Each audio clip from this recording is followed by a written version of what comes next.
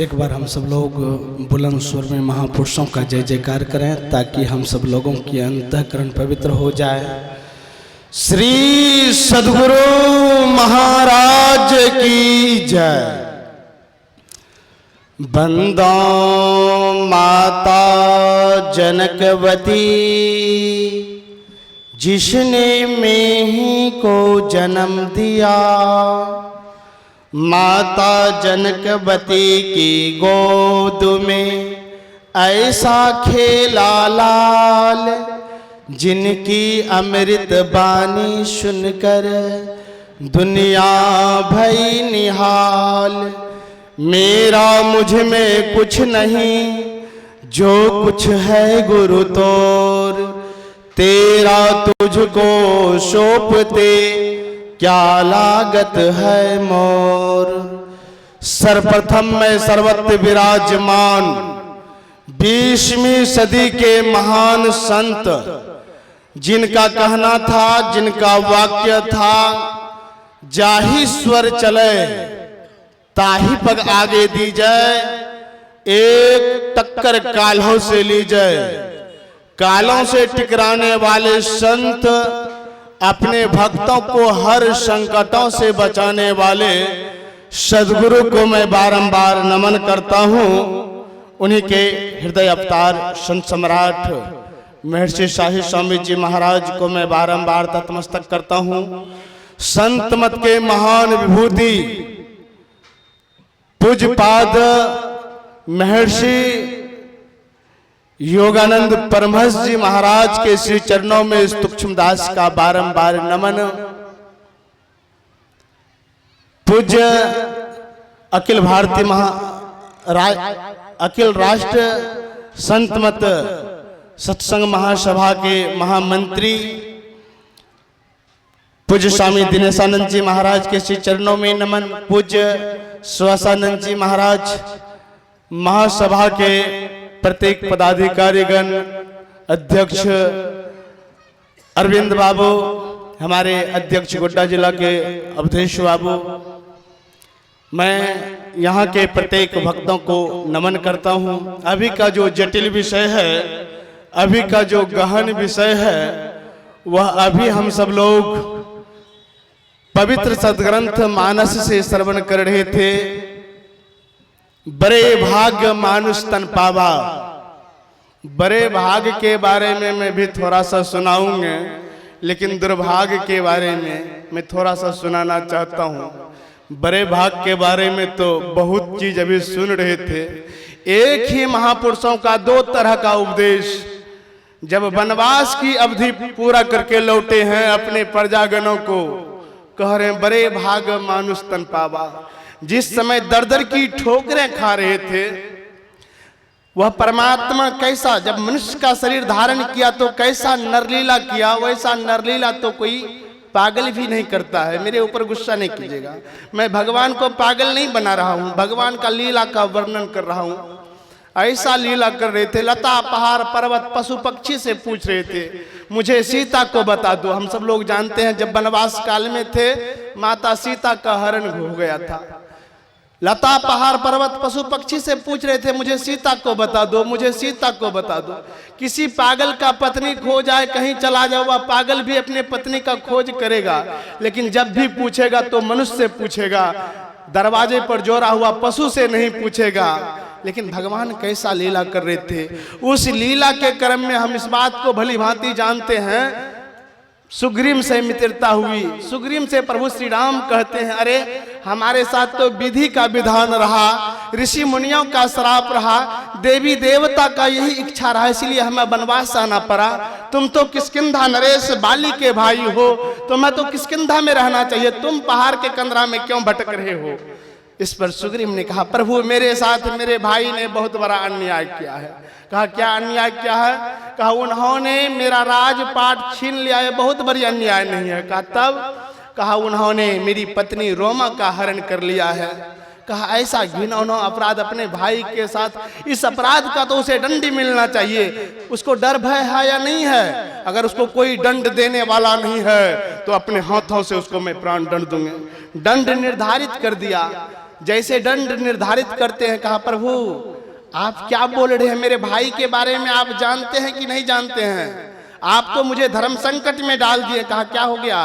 भाई के प्रति दया आ गया क्या?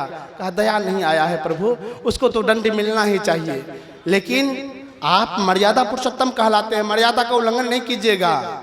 और हमारे भाई जो है वह बाली अत्यंत बलशाली है। इतना ही नहीं, पूज्य पिता श्री ब्रह्मा जी का वरदान प्राप्त है, आमने सामने होकर जो युद्ध करेगा उसका भी आधा बल बाली के शरीर में चला जाएगा।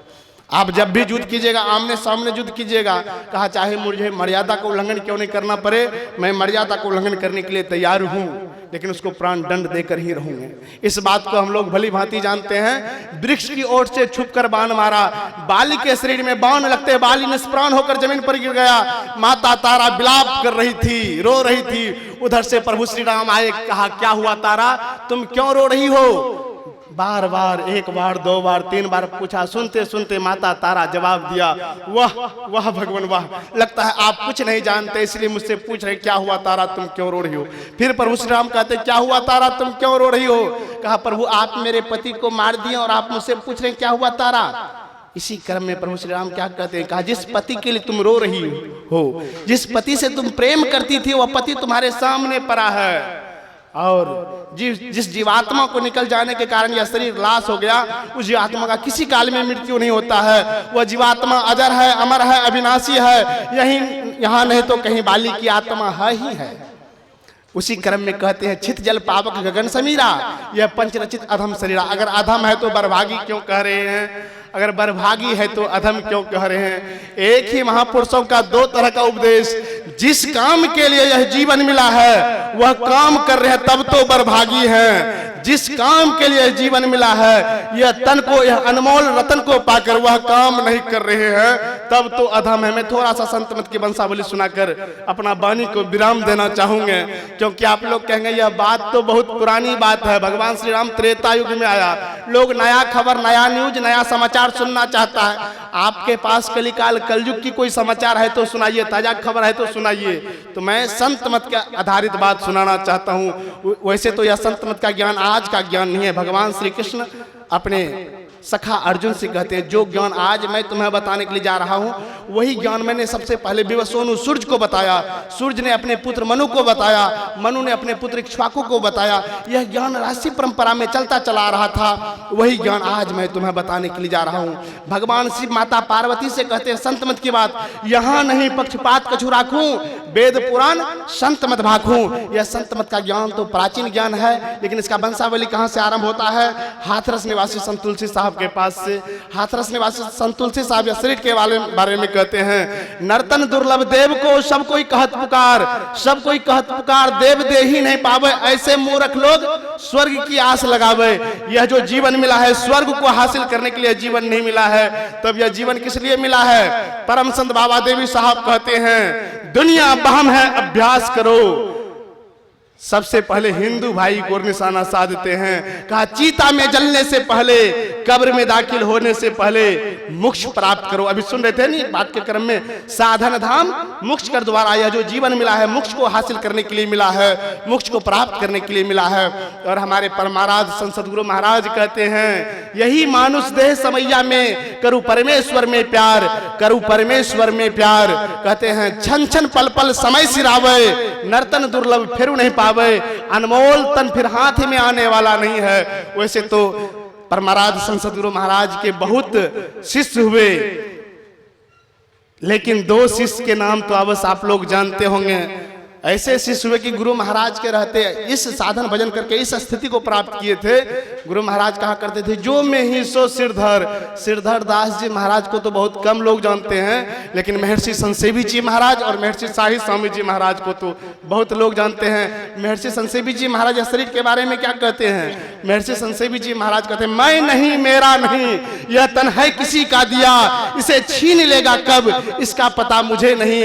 महर्षि शाही स्वामी जी महाराज कहते हैं प्रभु ने मानुष जन्म तुमको कैसा दिया, सोच रहे मन से पा भला किया क्या, तरसते हैं जिसके लिए देवता, इसकी महिमा है कैसी तुम ही अब बता। महर्षि शाही स्वामी जी महाराज कहीं मन को समझाते हैं तो कहीं तन को समझाते हैं। एक जगह एक भजन में लिखते हैं मान मान मन यह तन तेरा हीरा रतन अनमोल है, विषयों के पीछे पर पगले कर रहा माटी मोल है।